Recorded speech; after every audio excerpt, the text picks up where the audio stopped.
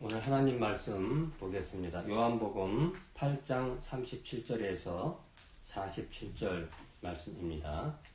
나도 너희가 아브라함의 자손인 줄 아노라. 그러나 내 말이 너희 안에 있을 곳이 없으므로 나를 죽이려 하는도다.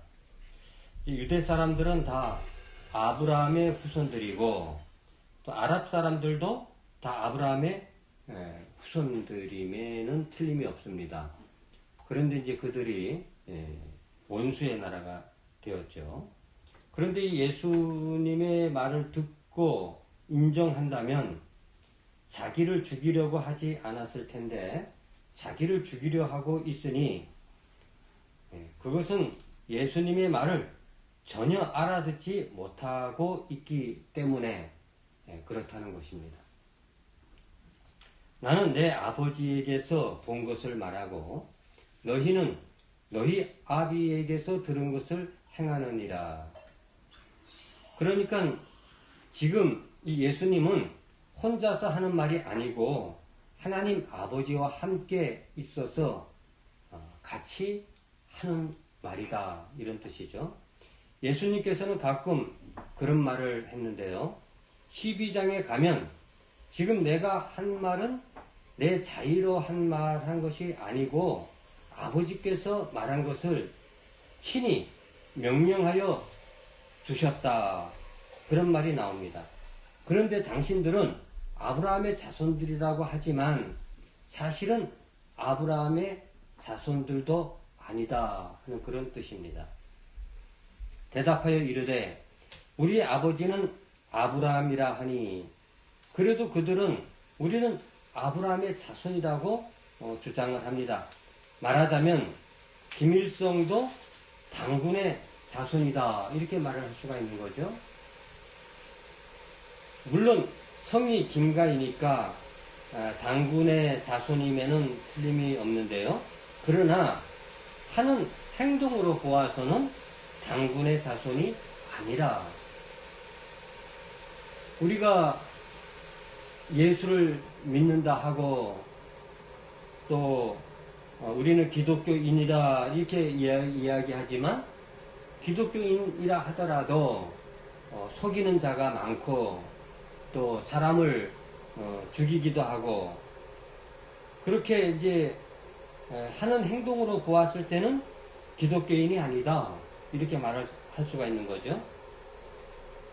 오히려 하는 짓으로 보았을 때는 스탈린 자식 같고 히틀러나 무솔리니나 김정은이나 이런 나쁜 자들과 행동이 같다. 원자탄을 만들어서 서울을 불바다로 만들겠다고 하는 김정은이의 심보, 이런 자들과 같다는 것이죠. 예수께서 이르시되 너희가 아브라함의 자손이면 아브라함이 행한 일들을 할 것이거늘 지금 하나님께 들은 진리를 너희에게 말한 사람인 나를 죽이려 하는도다. 아브라함은 이렇게 하지 아니하였느니라. 만일 김일성이나 김정은이나 이 당군의 자손이라면 남북이 같이 잘 살도록 해야 할 텐데, 그런데 그렇지 않고 어떻게 해서든지 남쪽을 잡아먹으려고만 하니까 마치 돼지를 잘 길러서 잡아먹듯이 남쪽이 조금씩 살쪄나가고 선진국으로 나가니까 그만 이 남쪽을 잡아먹어야 되겠다 하는 것이나 다름이 없다는 것이죠. 이런 것은 정말 이 북한의 공산당이 죽기 전에는 고칠 수가 없는 버릇이다. 이렇게 당군이라면 그런 생각을 할 수 있겠는가, 그러한 뜻이죠. 너희는 너희 아비가 행한 일들을 하는도다. 그런 것을 보면은 당신들은 네, 나갈게요. 조금 이따가 나갈게요. 촬영 안 나가시죠? 네네. 네, 좀 이따 저기 사진 네, 아브라함의 자손들이 아닌 것 같다. 그래서 당신들은 얼마나 다른 나쁜 피를 가진 족속일 것이다라고 하는 것이죠. 대답하되 우리가 음란한 데서 나지 아니하였고 아버지는 한 분뿐이시니 곧 하나님이시로다. 그래도 그들은 자신들이 하나님에게 속한 백성임을 이야기하고 있습니다. 예수께서 이르시되 하나님이 너희 아버지였으면 너희가 나를 사랑하였으리니 이는 내가 하나님께로부터 나와서 왔음이라. 나는 스스로 온 것이 아니요 아버지께서 나를 보내신 것이니라. 만일 하나님의 자손들이라면 나를 사랑하였을 것이다. 왜냐하면 나는 하나님께서 보낸 사람이기 때문에 그렇다는 겁니다. 예수님도 그렇게 말을 했지만 공자도 이런 생각을 가졌어요. 자신은 하늘이 보내서 온 사람이라는 그런 생각을 확실히 가진 사람입니다. 석가도 같은 생각을 가진 사람인데 그래서 석가는 자신을 열애라고 했어요. 그러니까 열애라고 하는 것은 무엇입니까? 하늘에서 보내서 온 사람이다. 미래의 열애라고 하는 것은 먼 과거에서 온 사람이다. 그러니까 이 땅에서 태어난 것이 아니라 저 알지 못하는 절대 세계에서 온 사람이라는 것이죠. 또 선서라고 했는데 자기는 또 하늘로 돌아간다. 그래서 열애, 선서, 왔다가 돌아가는 사람. 그러니까 우리도 사람이 죽으면 돌아가셨습니다. 이렇게 말을 쓰지 않습니까? 소크라테스도 마찬가지로 누구든지 큰 사람들은 다 이런 생각을 가지고 있는 것 같아요. 하나님께서 자신들을 이 세상에 보낸 사람이라는 그런 생각을 갖고 있습니다. 어찌하여 내 말을 깨닫지 못하느냐? 이는 내 말을 들을 줄 알지 못함이로다. 너희는 너희 아비 마귀에게서 났으니 너희 아비의 욕심대로 너희도 행하고자 하느니라. 그는 처음부터 살인한 자요 진리가 그 속에 없으므로 진리에 서지 못하고 거짓을 말할 때마다 제 것으로 말하나니 이는 그가 거짓말쟁이여 거짓의 아비가 되었음이라. 정말 하나님의 자손이라면 내 말을 알아들어야 할 터인데 통 내 말귀를 못 알아듣는 것을 보면 당신들은 하나님의 자손이 아니고 오히려 악마의 자손 같다는 것이죠. 악마란 무엇입니까? 탐욕의 덩어리가 악마입니다. 악마의 특징을 예수는 두 가지로 보았는데요. 살인과 거짓이다. 이 두 가지죠. 그래서 악마는 진리와는 상관이 없는 것이다. 악마는 타고나기를 살인과 거짓으로 타고났습니다. 그렇기 때문에 악마를 에덴 동산에서는 뱀으로 비유를 했는데요. 뱀은 언제나 혓바닥이 둘로 쪼개져 있지 않습니까? 양설이라고 하는데 그 말이 거짓말쟁이다. 혓바닥이 둘로 갈라졌으니까 이 말도 했다가 저 말도 하는 그런 거짓말쟁이, 이 뱀으로 상징한 것이죠. 김일성이나 김정은 그러면 거짓말쟁이의 대표입니다. 본성적으로 거짓을 타고난 사람 같은 것이죠. 우리 주변에도 그런 것을 많이 볼 수가 있어요. 우리는 대부분이 개인이 살지 못하고 누구나 다 이 집단 문화 속에서 살고 있죠. 그래서 언제나 내 주변에는 내 부하도 있지만 또 내 상사도 있기 마련인 것이죠. 언제 칼자루를 쥐고 있는 사람이 있죠. 학교에서도 있고 또 직장에서도 있고 또 어느 조직에서나 이러한 그 상사와 부하 간의 그런 관계를 가지고 있습니다. 그러니까 이런 사업을 한다든지 아니면 뭐 학교를 다닌다든지 어디 조직이든지 간에 이러한 이권 같은 것이 생겨날 수가 있어요. 그래서 이 이권을 가지고 사람을 괴롭히기도 하고 또 이득을 취하기도 하고 뭐 이렇게 하는 것이 오늘날 우리 자본주의의 그 현상입니다. 그러니까 자기가 칼자루를 쥐고 있다고 해서 부당한 이득을 취한다든지 사람을 괴롭힌다든지 또 여러 나쁜 짓을 한다라고 했을 때에 정말 이러한 정신이 살인이요. 이러한 정신이 거짓말이라고 하는 것이죠. 그러면 하나님은 무엇인가 하면 사랑과 정직입니다. 그러니까 사람을 살릴 생각만 하고 참말을 하는 것이 하나님이다.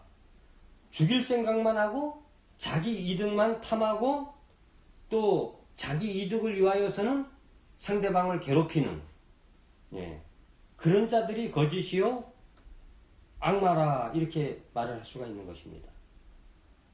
그것이 하나님과 악마의 차이입니다.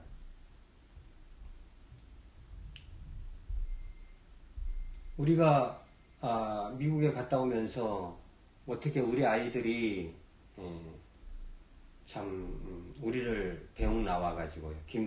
인천공항에 이 우왕좌왕하다가 가방을 실었는데 그만 가방 하나를 작은 손가방 하나를 실지 못했어요. 그런데 뒤늦게 집에 와서 그걸 알고 부랴부랴 공항에 알아보니까 그 가방이 없어지고 말았어요. 그래서 우리는 그걸 찾기 위하여서 공항에 가서 모든 CCTV를 검색한 결과 어떤 사람이 차를 타고 그 가방 앞에 서더니 가방을 가져가는 그런 장면을 보게 되었고 즉시 경찰에 이제 신고해서 그 가방을 찾게 되었습니다. 그런데 이 남의 물건을 가져가면 이게 이제 범법자가 되게 되어 있어요.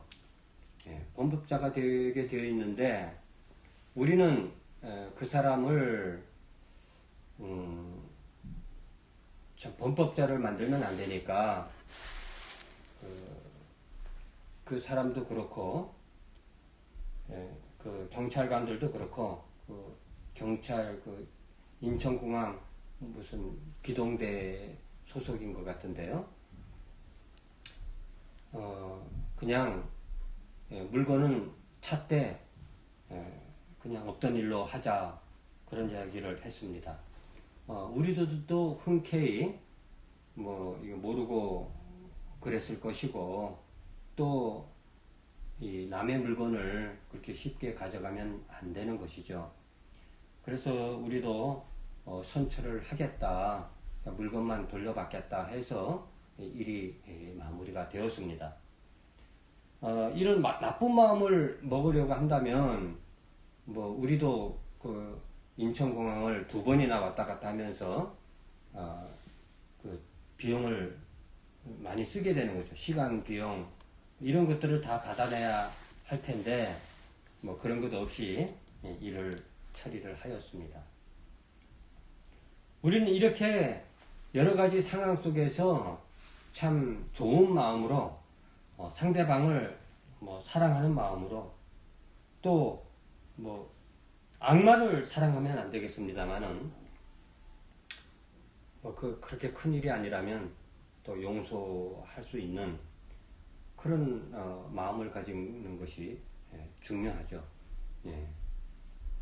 우리의 인생에 있어서 내 이익을 위해서라면 남이 상처를 받거나 또 남이 손해를 보는 것을 아무렇지도 않게 생각하는 사람들이 있는데요. 그 사람들이야말로 악마요. 그 사람들이야말로 탐욕 덩어리이다. 그렇게 우리는 보는 것이죠. 이것이 하나님과 악마의 차이입니다. 그러니까 우리들도 하나님의 아들이 되기도 쉽고 또 악마의 아들이 되기도 쉽다는 거죠. 어떻게 해서든지 남을 살리려고 하고 정직하게 살려고 하면 하나님의 자손이 되는 것이고, 어떻게 하든지 남을 못 살게 하고 거짓말하고 그 자기 이익을 위해서 남을 해친다면 악마의 자손이 되는 것입니다.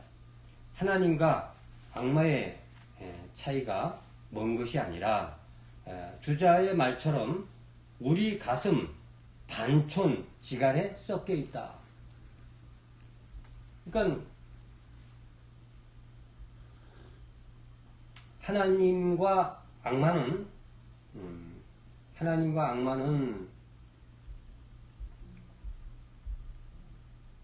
우리 마음 가운데에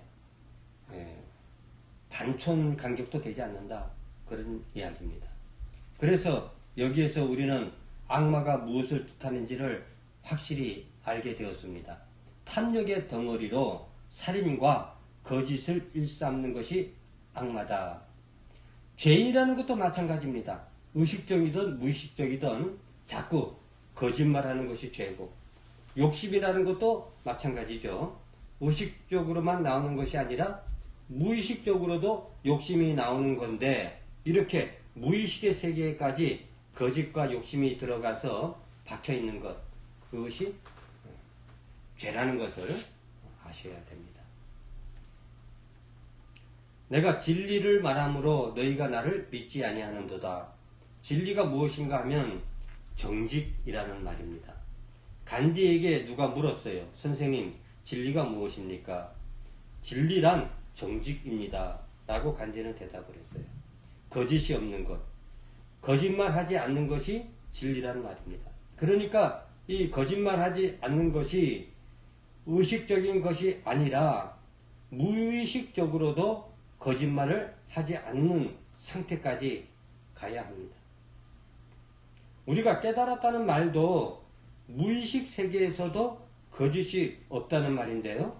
의식적으로 거짓말 안 한다는 것은 아직 깨달은 것이 못 되고, 그것은 아직도 수양 과정에 속합니다. 그러니까 무의식적으로도 거짓말을 하지 않는다면 그것이 참으로 깨달은 것이다. 너희 중에 누가 나를 죄로 책잡겠느냐? 나는 절대 거짓말을 하거나 남을 해칠 생각을 한 적이 없는 사람이다. 내가 진리를 말하는데도 어찌하여 나를 믿지 아니하느냐? 나는 사실 그대로 말하는데 당신들은 어찌해서 나를 믿지 않는가 하는 그런 뜻이죠. 하나님께 속한 자는 하나님의 말씀을 듣나니. 이제 공자도 60의 이순이라는 말을 했는데요. 공자도 60이 되어서 하나님의 말씀을 듣게 되었다. 그런 뜻입니다. 소크라테스도 마찬가지고, 소크라테스도 하나님의 말씀을 들었다고 하는데요. 예수도 또한 하나님의 말씀을 듣는다. 너희가 듣지 아니함은 하나님께 속하지 아니하였음이로다. 악마의 자손들은 악마의 소리만 듣지 하나님의 말씀을 듣지 않는다는 그런 말입니다. 그러면 우리들의 아버지는 누구인가? 여기서 글을 한번 읽어보도록 하겠습니다. 이 개학자라고 하는 사람이 쓴 건데요.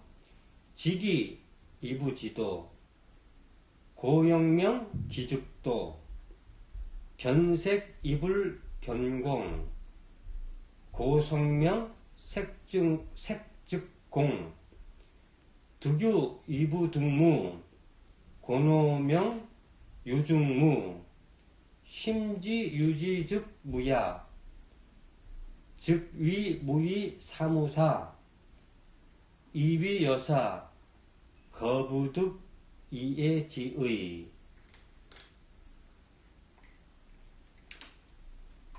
직이이부지도 세상에 지식이 있는 사람들이 기에 대해서만 알고 도에 대해서는 잘 모른다 하는 그런 뜻이죠. 지식이 있는 사람. 그러니까 과학은 잘하는데 이 기라고 하면은 어떤 과학적인 물체 아닙니까? 물질적 과학에 대해서는 잘 아는데 도에 대해서는 잘 모른다. 정신적인 세계에 대해서는 잘 모른다. 그렇게 보면 되겠죠. 진리는 잘 모른다. 이 말은 주역 개사에 나오는 말인데요. 형이 상이지도 또 형이 하위지기 이런 말이 있어요. 형이 상위 세계를 도라고 한다면 형이 하의 세계를 기라고 한다.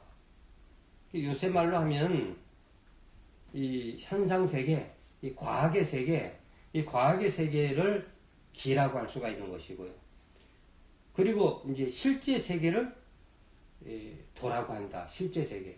과학 너머에 있는 세계, 과학으로는 알 수 없는 세계, 그것을 이제 도라고 한다. 그런 뜻으로 보면 되겠습니다. 고영명 기즉도. 그래서 공자가 밝히려 한 것이 뭐냐면은 기즉도이다. 기즉. 그래서 즉자가 묘한 말인데요. 이 현상세계의 뿌리가 도다. 실제 세계가 도라는 것인데요. 이 기라고 하는 것은 나무의 가지이고 도라고 하는 것은 나무의 뿌리다. 이렇게 이제 생각을 해보면 됩니다. 용비 어천가에 나오는 뿌리 깊은 나무가 기즉도라는 말입니다. 기즉도. 기와 도가 붙어 있다. 떨어져 있는 것이 아니라는 거죠. 견색이 불견공. 여기 색이 나오는데요. 색은 볼 줄 알면서 공은 볼 줄 모른다. 그러니까 과학의 세계는 믿으면서 과학 너머에 있는 세계는 믿지 못한다. 뭐 그런 뜻입니다. 고성명 색즉공. 그래서 이 석가가 밝히려고 한 것이 무엇이냐면은 색즉공이다. 색즉시공이라고 얘기하지 않습니까? 색즉시공. 색이라는 것이 현상세계라면 공이라는 것이 실제 세계이다. 그래서 마찬가지로 이 현상세계의 뿌리가 실제 세계라는 것을 밝힌다는 말입니다. 현상세계의 뿌리가 실제 세계다. 이데아라고 얘기하는 것이죠. 이데아. 동굴의 비유에서도 플라톤의 동굴의 비유, 거기에서도 사람들은 동굴 안에서만 사는데 동굴 밖에 세계가 있다. 이데아의 세계가 있다 하는 그런 말이랑 같은 겁니다. 득, 유이, 부득무. 유라고 하는 것은 붙잡았는데 있을 유. 보이니까 붙잡는다는 거죠. 유라고 하는 것이 붙잡았는데 무라고 하는 것은 붙잡지 못했다. 그래서 우리가 교회라고 하더라도 큰 교회, 보이는 교회, 절이라고 해도 큰 절, 큰 불상, 이런 보이는 것은 붙잡았는데 고누명 유증무. 그래서 또 노자가 밝히려고 하는 것이 유증무입니다. 유증무. 유하고 무는 붙어 있다는 것이죠. 유라고 하는 것이 무에 붙어 있다. 교회라고 하는 것이 보이지 않는 것이 교회인데 사람들은 우리 눈에 보이는 교회, 큰 교회를 붙잡는 것입니다. 그러나 이 큰 교회는 보이지 않는 교회와 붙어 있다. 이렇게 생각해 보시면 쉬울 것입니다. 이것도 역시 현상세계라고 하는 것의 뿌리가 실제 세계다, 그런 뜻입니다. 여기서 불교와 유교와 도교, 동양의 종교라는 것이 바로 이것인데요. 표현하는 글자를 다 다르게 하고 있어서 그렇지, 기죽도, 이것은 유교의 말이고요. 색즉공, 이것은 불교의 말이고, 유증무, 이것은 도교의 말입니다. 그러나 그 뜻은 다 같이 나뭇가지는 뿌리에 연결이 되어야 한다는 말이 그 말입니다. 이러한 말이 요한복음 15장 5절에 가면 나오는데요. 나는 포도나무요 너희는 가지니 저가 내 안에 내가 저 안에 있으면 이 사람은 과실을 많이 맺나니 나를 떠나서는 너희가 아무것도 할 수 없습니다. 사람이 내 안에 거하지 아니하면 가지처럼 밖에 버리어 말라지나니, 이런 말이 있습니다.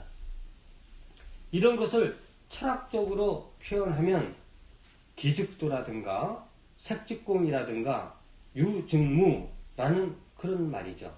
여기서 즉이라는 것이 붙어 있는 것을 말하는데요. 가지가 뿌리에 붙어 있다는 말입니다. 심지 유직 증무야. 심은 자세하다는 말로, 심지 그러면 자세히 살펴서 안다는 말입니다. 유지 즉 무야. 무엇을 아는가 하면 유라고 하는 것이 무에 붙어 있다, 그것을 안다는 말입니다. 다시 말해서 현상세계라는 것이 실제 세계에 붙어 있다는 것이죠. 붙어 있다는 것을 깊이 살펴서 안다. 즉 위무위 사무사, 그런즉 위무위, 해도 하는 것이 없고 사무사라는 말이죠. 이래도 일한 것이 없다. 이것도 도교에서 말하는 수로인데요. 불교식으로 말하면 생불생, 사불사, 살아도 사는 것이 문제될 것이 없고 죽어도 죽는 것이 문제될 것이 없다는 말입니다. 다시 말해서 생사를 초탈했다는 말이죠. 그렇게 뿌리를 가지면 나뭇가지가 잘리거나 부러져도 아무 문제가 안 되는 것이죠. 왜냐하면 뿌리가 있으니까요. 뿌리가 있으면 또 날 것이기 때문에 그렇습니다. 또 날 것이란 말을 기독교에서는 부활이라는 말을 쓰는데요. 우리가 각이란 말을 자주 하는데 이 각이란 말도 결국은 뿌리를 가지게 되었다, 그런 말입니다. 색즉공이라는 것을 깨닫게 되었다는 말이죠. 뿌리를 가지면 싹이 트는 것을 걱정할 것도 없고 가지가 잘려도 걱정할 것이 없는데 상대를 초월한 절대가 있기 때문에 그렇습니다.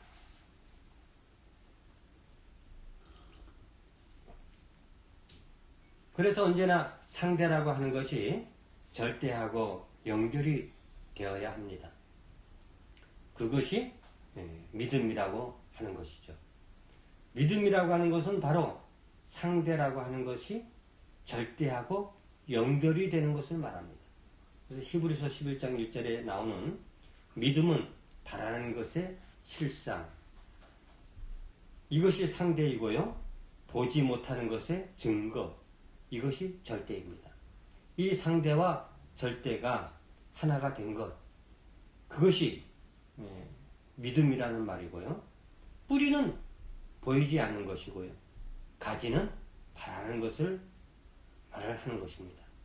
가지는 자꾸 자라는 것이고 뿌리는 볼 수가 없는 것입니다. 그렇게 보이는 세계와 보이지 않는 세계, 그것이 색과 공인데 이 보이는 세계와 보이지 않는 세계가 연결되는 것, 그것을 기독교에서는 믿음이라 하고 불교에서는 각이라고 하고 유교에서는 그것을 도라고 이렇게 얘기를 했습니다. 이러한 말들이 다 상대와 절대가 연결이 되었다는 말입니다. 그렇게 되면 위무이 산다는 것이 아무 문제가 없고, 아까 양명이 각을 하고 나니까 무의, 마음에 아무것도 걸리는 것이 없어졌다, 이렇게 말을 했고요. 좀 더 가면 죽음을 맞이하는 것이 나오는데요. 양명은 죽는 것에 대해서도 아무 걸림이 없었다. 그러니까 생불생이요 사불사이다. 불교에서는 이것을 그렇게 말하는데요. 또 불생불멸이라는 말도 씁니다. 동양 사람들은 늘 상대라고 하는 것을 생사라는 말로 이렇게 쓰게 되는데요. 그래서 상대라고 하는 것이 전혀 문제가 안 되는 것입니다. 왜냐하면 절대를 붙잡았기 때문에 그런데요. 절대를 붙잡았으면 상대가 문제가 안 되고, 뿌리가 있으면 가지는 별로 문제가 될 것이 없고, 또 가지는 또 나오면 되니까요. 그래서 위무이요 사무사이다. 이위여사 거부득 이해지의. 그래서 생과 사라고 하는 것이 거는 들것자로서요. 이 생사는 모두가 부득 이해지의, 하나도 문제될 것이 없다. 애는 걸릴 애자인데 우리가 무예라는 말을 쓰는데요. 아무런 걸림이 안 된다는 말입니다. 문제될 것이 아무것도 없다. 성경에 나오는 하나님, 그것이 무엇인가 하면 우리의 뿌리란 말입니다.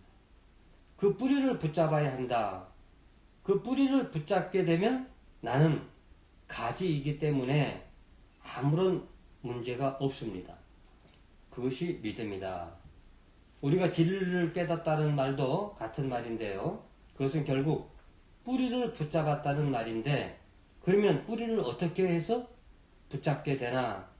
산에 가서 기도하면 붙잡게 되는가? 산에 가서 하나님이 잘 듣게 하려고 높은 곳으로 가서 목이 쉬도록 큰 소리로 기도하는 사람들을 많이 보게 되는데요. 그렇게 하면 뿌리를 붙잡을 수 있을까? 예수님께서는 집에서도 은밀한 골방에 들어가서 기도하라, 이렇게 말씀했습니다. 우리는 어디에서 절대를 찾아야 할 것인가? 여러분은 절대가 어디에 있을 것이라고 생각하는가? 우리가 나뭇가지라면 나무의 뿌리가 어디인가? 바로 지구입니다. 그러면 지구의 뿌리는 어디일까요? 그것은 태양입니다. 그러니까 예수는 나는 하늘에서 왔다라고 했는데요. 그것이 나는 태양에서 왔다는 말과 마찬가지입니다. 나기는 땅에서 났지만 오기는 하늘에서 왔다는 말이죠. 왜 그런가 하면 뿌리가 땅에 있지만은 땅의 뿌리가 하늘이기 때문에 그런 것입니다. 나무로 말하면 태양이라는 말인데, 그러면 나무는 무엇이 변해서 나무가 되었는가? 태양이 변해서 나무가 된 것이죠. 나무 잎사귀의 엽록수에는 아래에서는 물이 올라오고 위에서는 빛이 내려와서 빛과 물이 합쳐진 것, 강합성이라고 하죠. 그것이 탄수화물인데, 탄수화물, 그것이 나무의 잎사귀요 열매입니다. 쌀은 바로 탄수화물이다. 우리가 밥을 먹는다는 것은 결국 태양을 먹는 것이나 다름이 없습니다. 신비한 것은 지구가 태양을 365일에 한 바퀴 돌고 사람 체온은 36.5도인데요. 소수점 하나의 차이지 숫자는 똑같습니다. 이것이 자연과 인생의 관계이다. 우리는 지구가 뿌리인 것 같지만 사실 한 번 더 깊이 들어가면 태양이 우리의 뿌리인 것이죠. 열애라는 말이 하늘에서 왔다는 말인데, 석가도 나기는 땅에서 났지만 오기는 하늘에서 왔다는 말이요. 예수도 나기는 땅에서 났지만 오기는 하늘에서 왔다고 했습니다. 생사라는 말이 땅에 관계되는 말로서 자기를 땅에서 나고 죽기도 땅에서 죽는다는 것이 생사라는 말입니다. 그런데 오기는 하늘에서 왔고 가는 것도 하늘로 간다. 그러니까 우리의 근거를 생각할 때 보통 사람들은 지구 밖에 생각하지 못하는데 누구나 흙에서 나서 흙으로 돌아간다는 생각이죠. 그렇지만 지구 덩어리의 근거는 또 어디인가를 생각해 보면 그것은 태양일 것입니다. 그렇게 생각해 보면 오기는 하늘에서 왔고 가는 것도 하늘이라는 것을 알 수가 있죠. 그러니까 한 수 더 깊이 생각해 보는 것입니다. 아까도 말했지만 근본 문제라는 것이 바로 그것을 말하는 것인데요. 한 번 더 깊이 생각해서 태양이 우리의 뿌리라는 것을 알게 되면 지구라는 것은 문제될 것이 없다. 지구가 우리의 뿌리라고 생각하면 생사가 자꾸 문제가 됩니다. 생사 문제에 통 벗어날 수가 없게 돼요. 그런데 지구보다 더 깊은 뿌리인 태양을 발견하는 것, 그것을 각이라고 하는데요. 그러니까 뿌리를 발견하여야 하는데요. 그것을 기독교에서는 하나님이라고 합니다. 하나님이 우리의 뿌리의 뿌리가 된다. 물은 바위 틈에서 나와서 모래 속으로 들어가는데요. 그렇지만 물이 어디에서 왔는가 하면 하늘에서 왔다. 비가 하늘에서 내려오는 것이니까요. 가기는 어디로 가는가? 또 하늘로 올라가 구름이 되는 것이 물입니다. 이렇게 오기는 하늘에서 오고 나기는 땅에서 났다는 관계를 우리가 확실히 알아야 합니다. 그래서 동학 조주인 최재웅은 호를 수운이라고 했는데요. 그것이 땅에 있을 때는 물이요.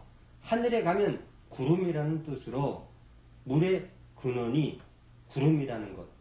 그것을 알아야 하는 것입니다. 그것을 확실히 알게 되면 그것이 각이다.